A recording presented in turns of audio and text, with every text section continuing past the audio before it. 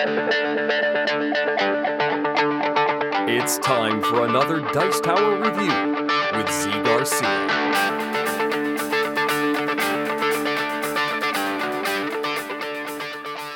Hey folks, today I'm taking a look at Legends of Andor, the Star Shield.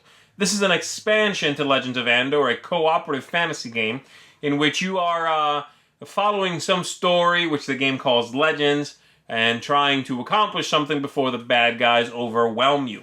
In this one, you are getting one new legend, the Star Shield legend, and obviously in this video I will not be teaching you how to play or even really giving you an overview of Legends of Andor. You can go see my video of Legends of Andor for that. So you can get an overview of how the game works if you don't know it. In this one, I'm just going to be showing you basically the components in the game and the concept behind the expansion. I'm not even really going to go into the specific cards too much because I don't want to ruin what happens. I think it's the story-driven aspect of the game is solid, so I won't be telling you that. But that's basically it. Let's take a look at what comes in this box, and then I'll tell you if I think it's a worthy expansion to Legends of Andor. Here we go.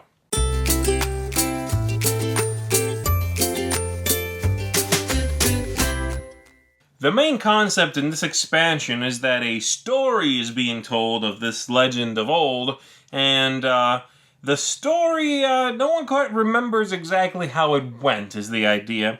And so this legend changes from play to play considerably more than the other previous legends have. And so who you fight, who the main bad guy is, will change. Some early gifts that the players have, some boosts, will change from game to game.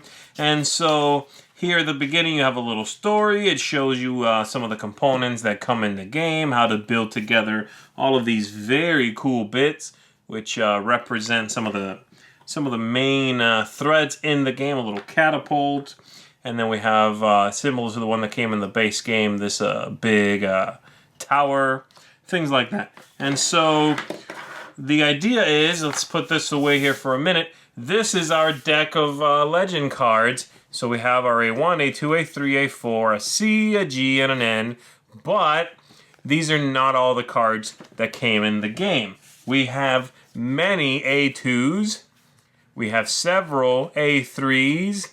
We have another E. We have several Gs. And so you make the deck up when you are going to play randomly, and you never quite know what it is you are going to get.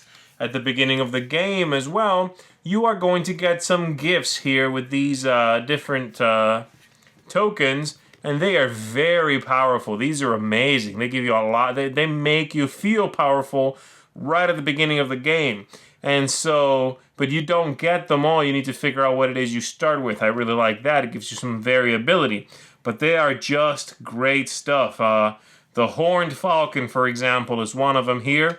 And I'll just give you one example. This one, once per day, a hero can use the Horned Falcon like an ordinary falcon to send something to someone else, but you can also use it once per battle round after you roll the dice to make the creature only roll one die back at you.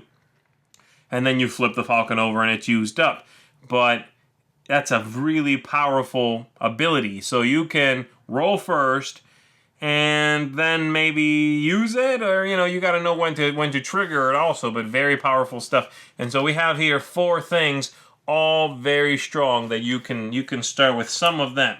We also have many other special cards where you have here the shield, a very powerful shield you could have.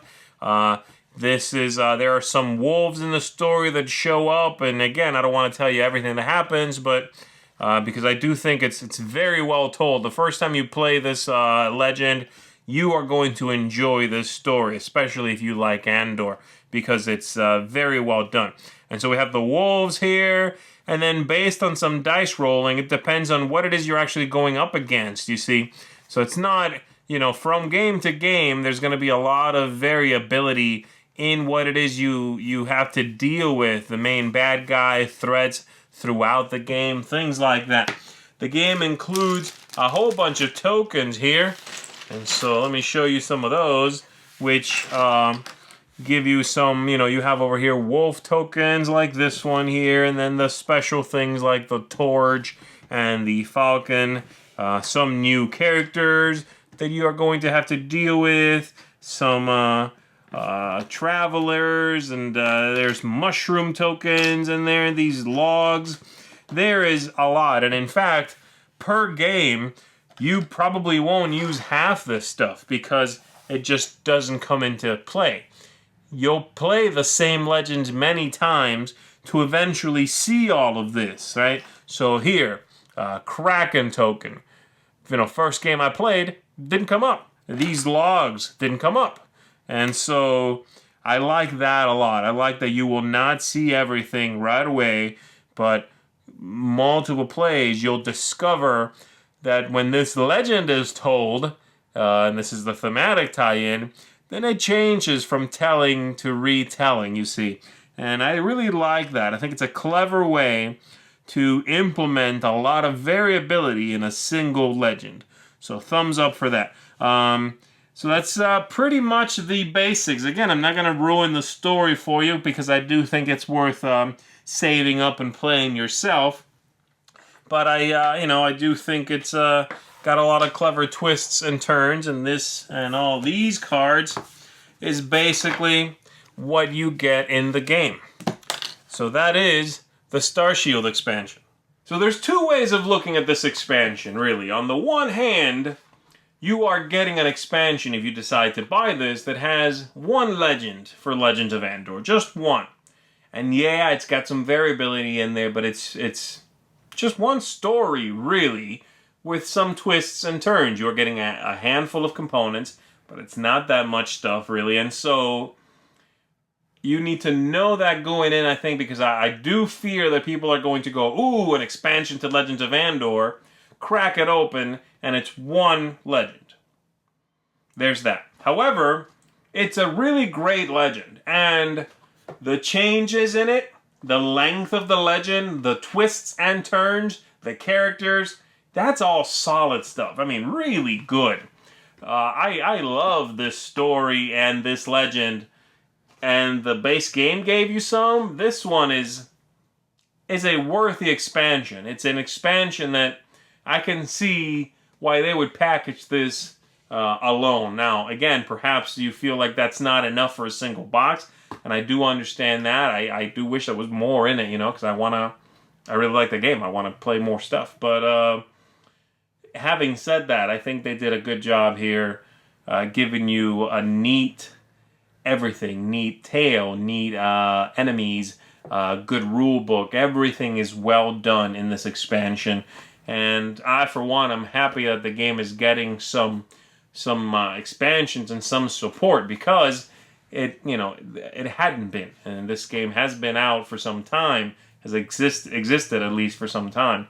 And there are expansions, but they had not been printed in English yet. And so now that we're getting some of the English expansions, I, for one, am thrilled about that. I think it deserves expansions, this game. And so that's my opinion of it. I'm very happy I've played it, very happy to own it. And as long as you know going in that you are getting just one legend with some variations, but ultimately one story, I think you're going to be okay with getting this as well. It's inexpensive, and it's going to pay you back once you go through it a few times, really, then you're golden. And so, the Star Shield, great stuff. Definitely get it if you enjoy Legends of Andor. It's not going to change your opinion if you don't like the game, obviously. But if you do enjoy it, check this one out. I think it adds a nice amount of gameplay to the base game. Legends of Andor, the Star Shield. Thanks so much for watching the Dice Tower videos. Find more great videos and reviews as well as our top-rated audio podcast at Dicetower.com. You can also find other great shows at Dicetowernetwork.com. I'm Eric Summerer, and you've been watching The Dice Tower. The Dice Tower is sponsored by Cool Stuff Inc., where you can find great games for great prices. Cool stuff in stock. Check them out at CoolStuffInc.com.